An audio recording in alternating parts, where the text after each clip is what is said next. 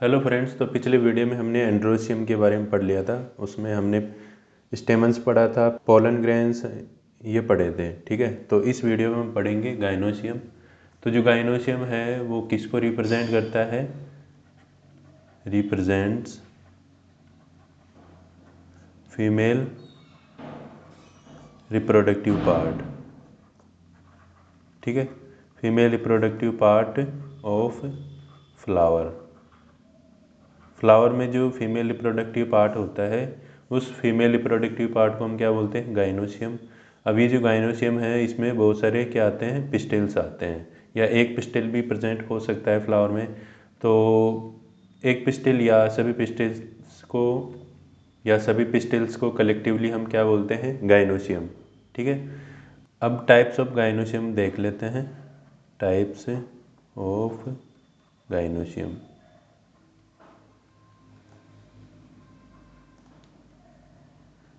तो गाइनोसियम दो टाइप का हो सकता है। पहला है मोनोकार्पलरी,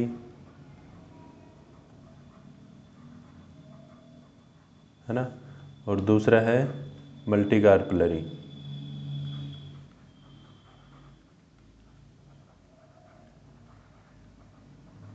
ठीक है, यहाँ पर जो मोनोकार्पलरी है उसमें केवल सिंगल पिस्टिल प्रेजेंट होता है।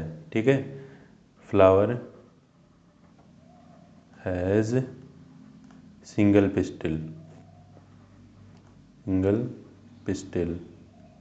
ठीक है, सिंगल पिस्टिल का मतलब यानी इसमें इस तरह की केवल एक ही स्ट्रक्चर होगी।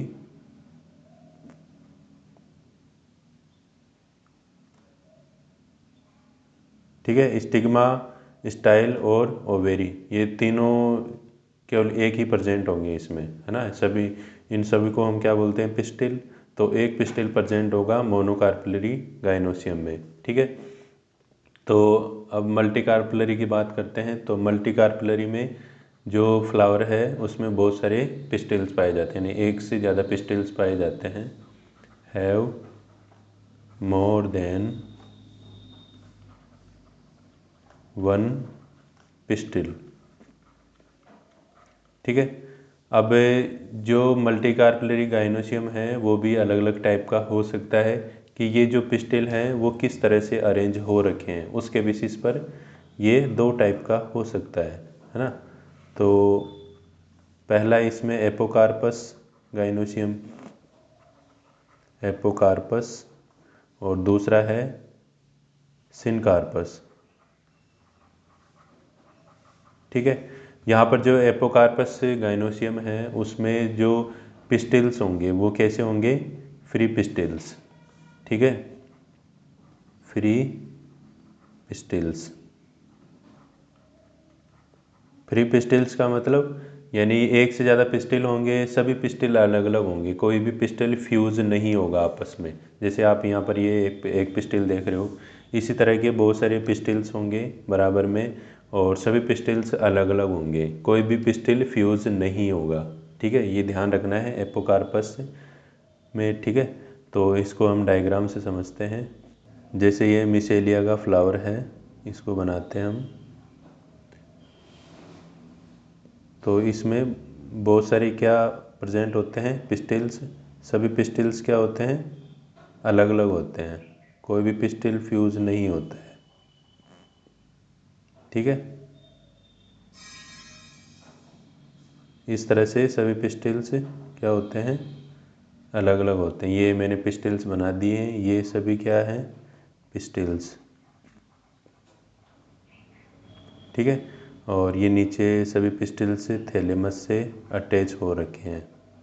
ठीक है, यहाँ पर ध्यान रखना है जितने भी पिस्टिल्स बनाए हैं, जितने पिस्टिल्स हैं मिसेलिया के फ्लावर में, ये सभी पिस्टिल्स अलग अलग हैं, है ना। ये ध्यान रखना है सभी पिस्टिल्स अलग अलग हैं, है ना। अब सिनकार्पस गाइनोसियम की बात करते हैं। तो सिनकार्पस में जो पिस्टिल्स होते हैं वो कैसे होते हैं? फ्यूज्ड। ठीक है, फ्यूज्ड पिस्टिल्स, है ना। अब फ्यूज्ड पिस्टिल्स कैसे होंगे? जैसे हम हिबिस्कस फ्लावर की बात करते हैं, तो हिबिस्कस फ्लावर में जब हम गाइनोसियम यानी पिस्टिल को देखते हैं तो कैसा होता है उसमें पिस्टिल? इस तरह से।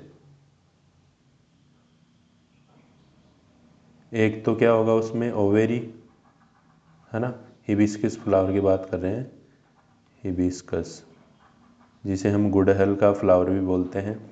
और ये स्टाइल, ठीक है। अब ये जो स्टाइल है ये अलग अलग पार्ट्स में इस तरह से बटी हुई रहती है ना। और हर स्टाइल्स में क्या अटैच रहता है, स्टिग्मा ऊपर, ठीक है। और ये सभी क्या है, स्टाइल, है ना। तो यहाँ पर हिबिस्कस फ्लावर में देखते हैं, तो हिबिस्कस फ्लावर में क्या होता है, बहुत सारी स्टाइल अलग हो रखी होती हैं, और फिर ये जो स्टाइल है ये नीचे एक साथ फ्यूज़ हो जाती हैं, है ना। तो कहने का मतलब क्या है कि एक से ज़्यादा क्या है इसमें पिस्टिल्स हैं, है ना, और ये पिस्टिल कहाँ पर फ्यूज़ हो गए, स्टाइल पर, ठीक है। तो इस तरह से हिबिस्कस फ्लावर सिनकार्पस फ्लावर होता है ना, या सिनकार्पस से गाइनोसियम पाया जाता है उसमें, ठीक है। इसी तरह से पेपेवर, पेपेवर में भी सिनकार्पस गाइनोसियम होता है ना। यहाँ पर ध्यान रखना है, फ्यूज्ड पिस्टिल्स में या तो स्टिग्मा फ्यूज़ हो सकती है, स्टाइल फ्यूज़ हो सकता है, या ओवेरी फ्यूज़ हो सकते हैं, ठीक है। तो ये ध्यान रखना है यहाँ पर, है ना, कोई भी पार्ट फ्यूज़ हो सकता है, अलग अलग नहीं होंगे ये, है ना। अब हम पिस्टिल के स्ट्रक्चर को देखते हैं, पिस्टिल। तो पिस्टिल में क्या होते हैं, 3 पार्ट्स होते हैं, ठीक है, हैज़ 3 पार्ट्स, ठीक है। कौन कौन से पार्ट्स होंगे इसमें, पहला स्टिग्मा, दूसरा स्टाइल, और तीसरा ओवेरी, है ना। तो इनको हम स्ट्रक्चर से समझते हैं, तो किस तरह से होते हैं ये,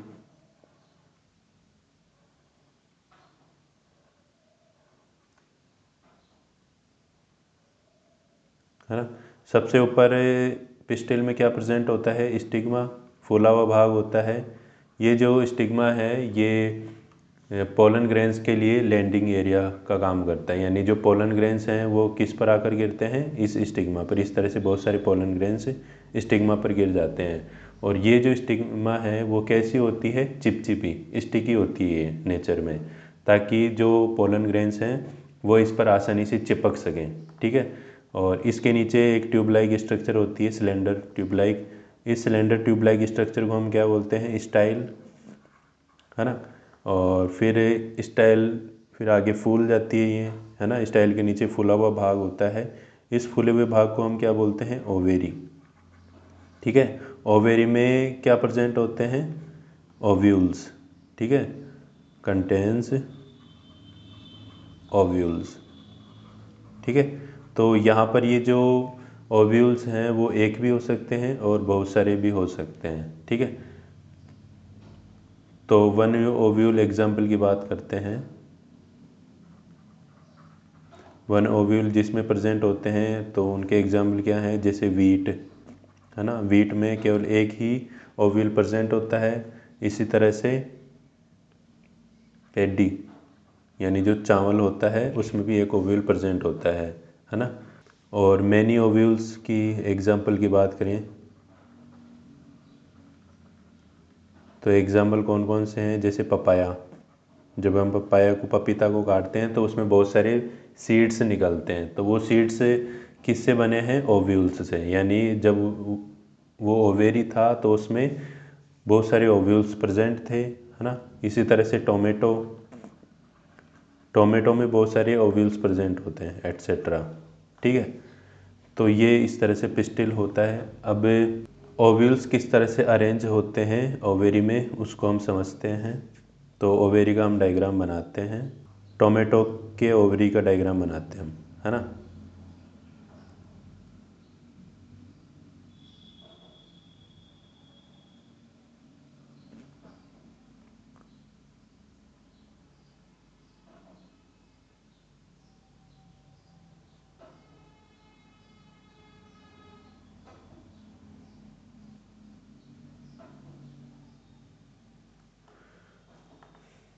तो ये ओवेरी है, ओवेरी ऑफ टोमेटो। ठीक है, तो ओवेरी के अंदर क्या पाई जाती है, कैविटी पाई जाती है। तो इस कैविटी को हम क्या बोलते हैं, लोक्यूल। ये आप यहाँ देख सकते हो दोनों तरफ क्या प्रेजेंट है, कैविटी।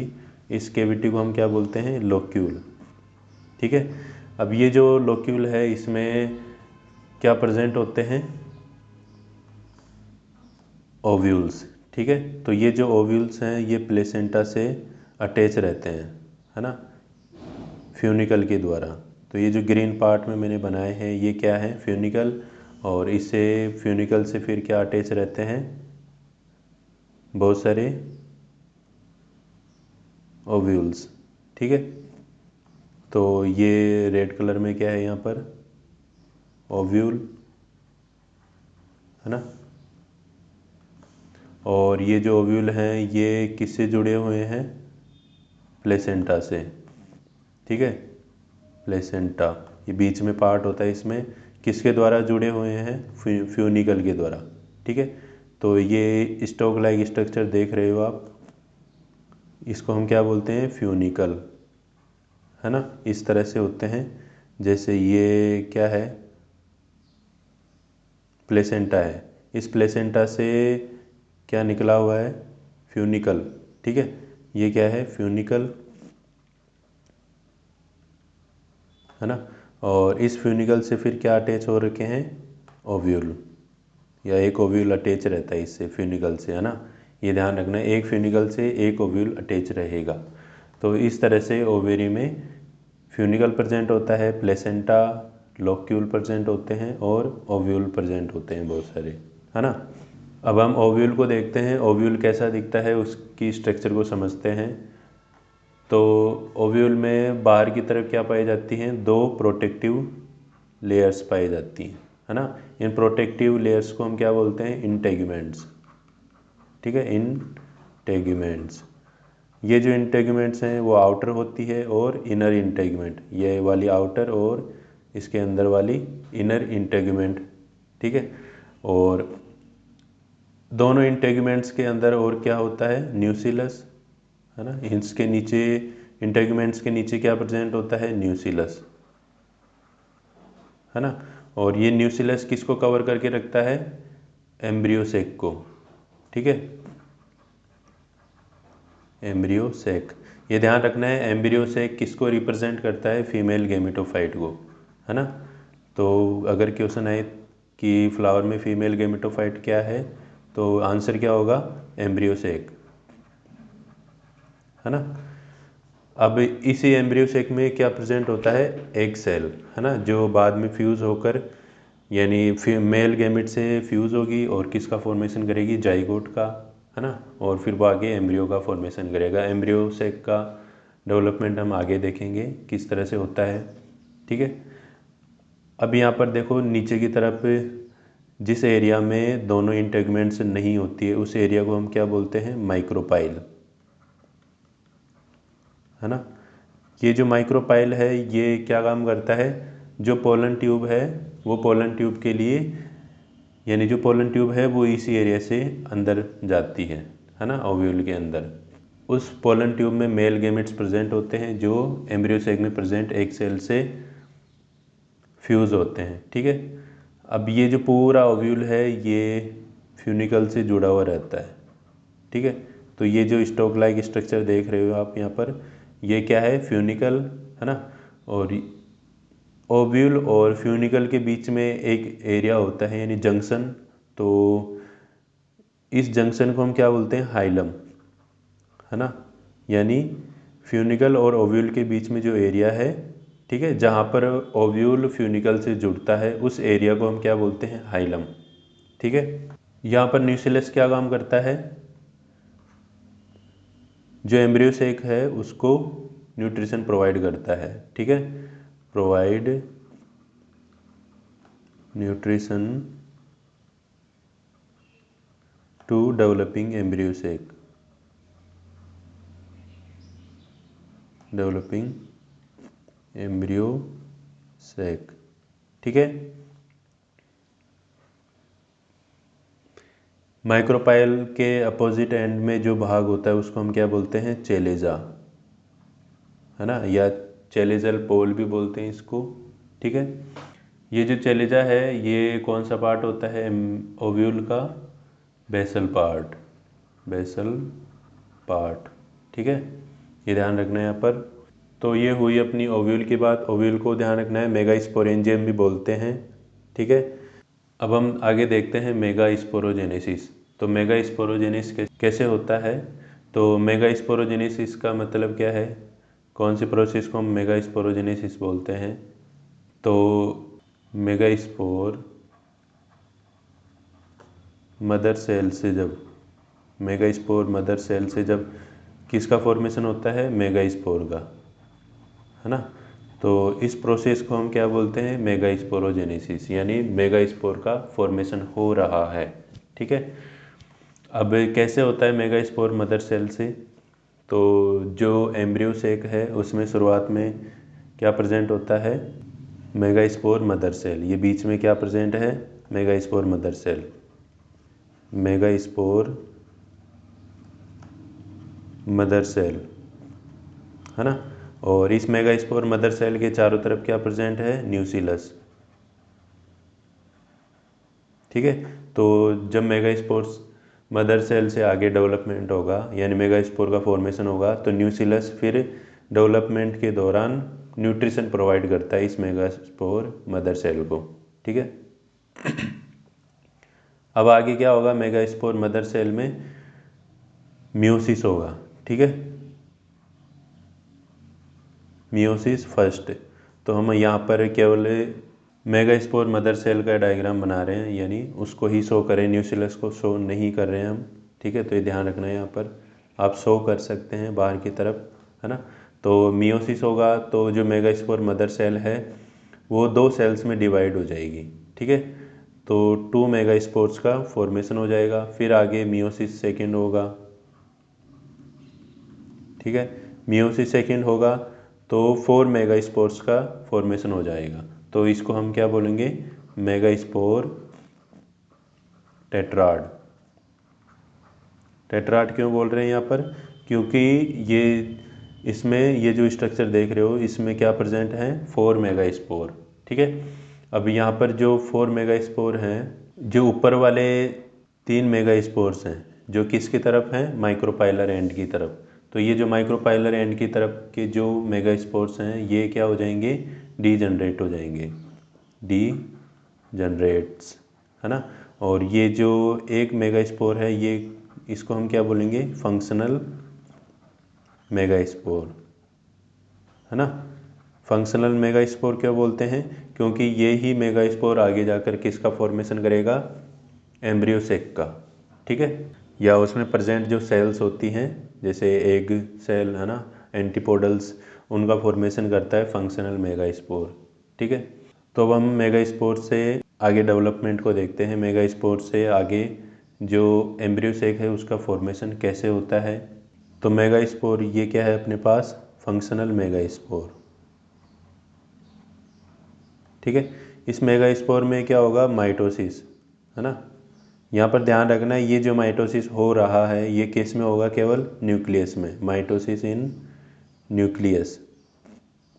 यानी अब जो माइटोसिस होने वाला है वो कैसा होगा, फ्री न्यूक्लियर डिवीज़न, है ना, केवल न्यूक्लियस डिवाइड करेगा, उसमें सेल डिवाइड नहीं करेगी।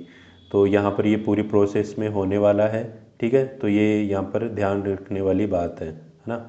तो क्या होगा, ये जो न्यूक्लियस है इसमें माइटोसिस होगा तो 2 न्यूक्लियस का फॉर्मेशन हो जाएगा। ठीक है, तो इस तरह से 2 न्यूक्लियस बन गए, दोनों जो न्यूक्लियस हैं वो अलग अलग एंड पर चले गए। ठीक है, अब वापस फिर क्या होगा, माइटोसिस होगा न्यूक्लियस में, है ना। माइटोसिस होगा तो दोनों एंड्स में 2 न्यूक्लियस का फॉर्मेशन हो जाएगा, है ना। तो टोटल कितने न्यूक्लियस बन गए, 4, है ना।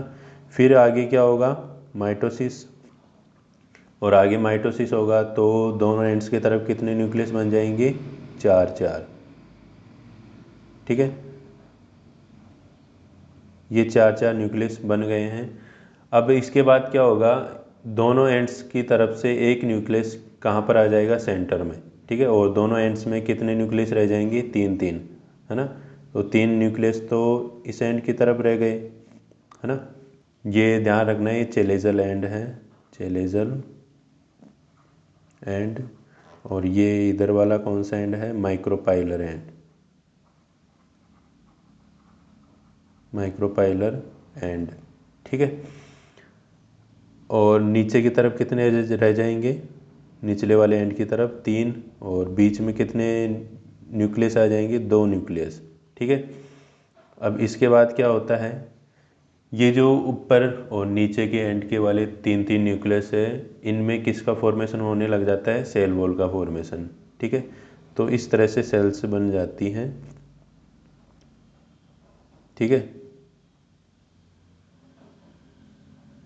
तो ऊपर की तरफ 3 सेल्स बन जाती हैं, इन तीनों सेल्स को हम क्या बोलते हैं, एंटीपोडल सेल्स, एंटीपोडल सेल्स, जो कौन से एंड की तरफ है, चेलेजल एंड की तरफ, है ना।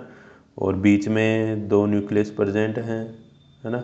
इन दोनों न्यूक्लियस को हम क्या बोलते हैं, पोलर न्यूक्लियाई, पोलर न्यूक्लियाई, ठीक है। इसके बाद क्या होगा, नीचे की तरफ, नीचे की तरफ जो 3 न्यूक्लियस हैं वो किस किस का फॉर्मेशन करेंगे, तो इन न्यूक्लियस के द्वारा 2 सिनर्जिड्स का फॉर्मेशन होगा और 1 सेल का फॉर्मेशन हो जाएगा, ठीक है। तो इस तरह से ये क्या बन गए अपने पास, सिनर्जिड सेल्स, है ना। ये दोनों क्या हैं, सिनर्जिड सेल्स, सिनर्जिड सेल्स, ठीक है। और एक क्या बन जाएगा, एक सेल, ठीक है। अब इतना होने के बाद अब पोलर न्यूक्लियाई भी एक सेल में बदल जाएंगे, है ना, यानी इनके ऊपर सेल वॉल का फॉर्मेशन हो जाएगा दोनों पोलर न्यूक्लियाई के ऊपर, ठीक है। तो अब इस सेल को हम क्या बोलेंगे, सेंट्रल सेल, सेंट्रल सेल, ठीक है। अब इसमें हर सेल का फंक्शन देखते हैं। तो जो एंटीपोडल सेल्स हैं उनका कोई रोल नहीं होता है, ये बाद में जब फर्टिलाइजेशन होता है तो उस दौरान ये नष्ट हो जाती है, डीजनरेट हो जाती है, ठीक है। और सेंट्रल सेल में 2 न्यूक्लियाई प्रेजेंट होते हैं, तो एक मेल गैमेट दोनों न्यूक्लियाई से फ्यूज़ करता है और किसका फॉर्मेशन करता है, एंडोस्पर्म का, है ना, जो कि एम्ब्रियो को न्यूट्रिशन प्रोवाइड करता है बाद में। और एक सेल किससे फ्यूज़ करेगी, एक मेल गैमेट से, और किसका फॉर्मेशन करेगी, जाइगोट का, ठीक है, जाइगोट बनेगा इससे, है ना। और सिनर्जिड सेल्स किस में हेल्प करती हैं, जब पोलन ट्यूब आती है तो पोलन ट्यूब की जो डायरेक्शन होगी, है ना, कि उसको किस तरफ जाना है, तो ये सिनर्जिड सेल्स पोलन ट्यूब की डायरेक्शन में हेल्प करती हैं, ठीक है। तो यहाँ पर जो पोलन ट्यूब हैं उनमें सेल्यूलर थिकनिंग्स पाई जाती हैं, ठीक है। तो इन सेल्यूलर थिकनिंग्स को हम क्या बोलते हैं, इस तरह से फोल्ड्स पाए जाते हैं ना,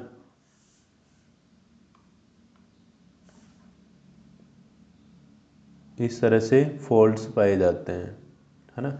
इन फोल्ड्स को हम क्या बोलते हैं, फिलीफॉर्म अपैरेटस, फिलीफॉर्म अपैरेटस, ठीक है। ये फिलीफॉर्म अपैरेटस वही पोलन ट्यूब की डायरेक्शन में हेल्प करते हैं, उसको डायरेक्ट करते हैं कि किस तरफ एंटर करना है। तो पोलन ट्यूब फिर इन सिनर्जिड सेल्स के बीच में से होकर आगे बढ़ती है ना। अब देखो यहाँ पर जो एक सेल और सिनर्जिड सेल्स हैं दोनों को कंबाइंडली हम क्या बोलते हैं, कंबाइंडली हम क्या बोलेंगे इन दोनों को, एग अपैरेटस, एग अपैरेटस, ठीक है। तो ध्यान रखना है यहाँ पर, ये पूरा आप जो डेवलपमेंट देख रहे हो एक मेगा स्पोर से पूरे एम्ब्रियो से का फॉर्मेशन, तो ये जो डेवलपमेंट है इसको हम क्या बोलते हैं, मोनोस्पोरिक डेवलपमेंट, मोनोस्पोरिक डेवलपमेंट, ठीक है। ये जो मोनोस्पोरिक डेवलपमेंट है ये अधिकांश एंजियोस्पर्म में प्रेजेंट होता है, ठीक है, इन मोस्ट एंजियोस्पर्म्स, ठीक है। मोनोस्पोरिक डेवलपमेंट होता है यानी एक मेगा स्पोर से पूरे एम्ब्रियो सेक का फॉर्मेशन हो जाता है, ठीक है। तो ये अपना गाइनोसियम वाला पार्ट कंप्लीट होता है। इसके बाद हम पढ़ेंगे पोलिनेशन, है ना, कैसे जो पोलन ग्रेन्स हैं वो स्टिग्मा तक जाते हैं। ठीक है, तो उसको हम आगे पढ़ेंगे अगले वीडियो में। तो मिलते हैं नेक्स्ट वीडियो में। Thank you.